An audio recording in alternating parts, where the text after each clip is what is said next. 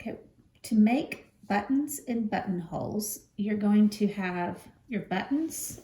You're going to need a buttonhole foot for your machine, and then we are going to have our fabric that we're going to put our buttonholes and buttons in. You also will need interfacing.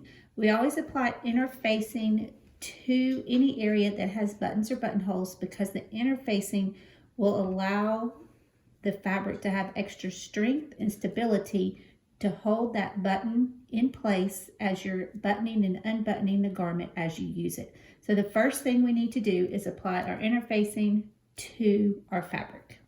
Okay, so I have closures, pattern piece number 32, closures, pattern piece number 35 out of interfacing that we're going to use. So we are going to take our 2 pieces of fabric and we're going to apply our interfacing. Our interfacing is only half the width of our fabric, so we're going to place it on one edge. Remember that when we do our interfacing, we do the bumpy side down. We're going to apply that to the fabric.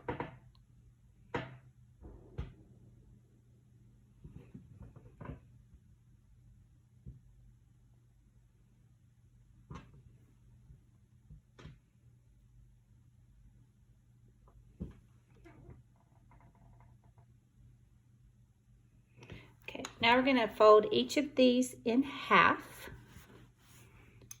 and iron that down.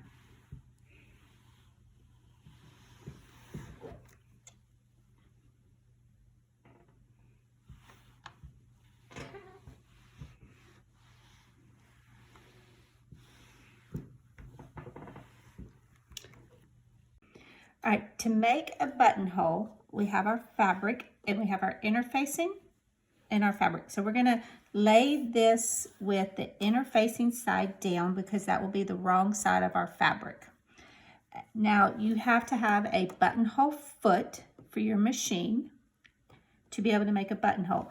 Each machine is going to be a little different on the way it sizes to determine your buttonhole size.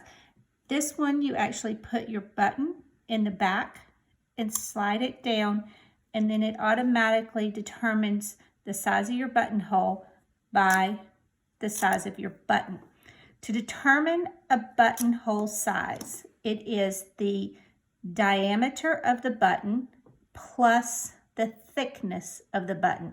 Many times people just do the diameter of the button, but they don't do the thickness, and then that makes it too hard to actually put the button through the buttonhole when you're trying to button your garment. So once you have that sized, you're going to need to release your regular presser foot. Most machines have a button on the back side that you lift up and the presser foot will come off. We're going to put the presser foot for the button on. There's a little metal bar right here. That's going to go underneath our shaft. So we're going to place that there and we are going to lower the presser foot and it should click in place. Then on this machine, you actually have a drop down bar for your buttonhole that has to go between the area right here so that the machine can size the button. Okay.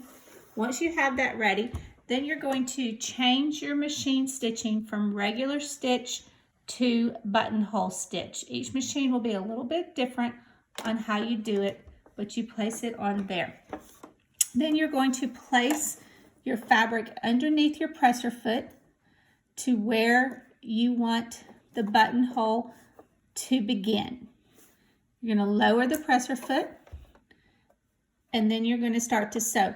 The machine should automatically stitch across the end, down the side, across the back, and back down to the front and create your buttonhole for you.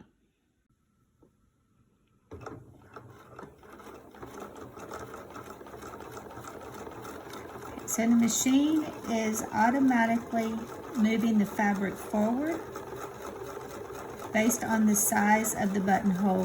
When it determines that it's far enough, it's going stitching across, and now it's going to stitch back to make the other side of the buttonhole.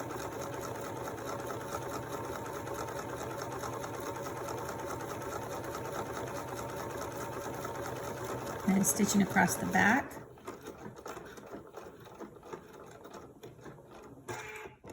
And it's done, then you can pull out your fabric and clip your threads. And you have your buttonhole. Now to open our buttonhole, we're going to fold it in half and we're going to cut in between very carefully the 2 rows of stitches.